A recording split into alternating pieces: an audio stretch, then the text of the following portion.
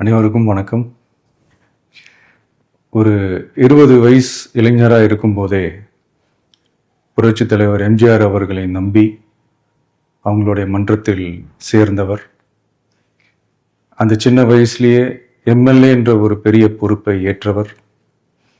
அதுக்கப்புறம் அவருடைய அந்த பயணத்தில் அந்த இயக்கத்தின் இருபெரும் தலைவர்களுக்கு ஒரு பெரிய நம்பிக்கைக்குரியவராக அரசியல் களத்தில் இருந்தவர்.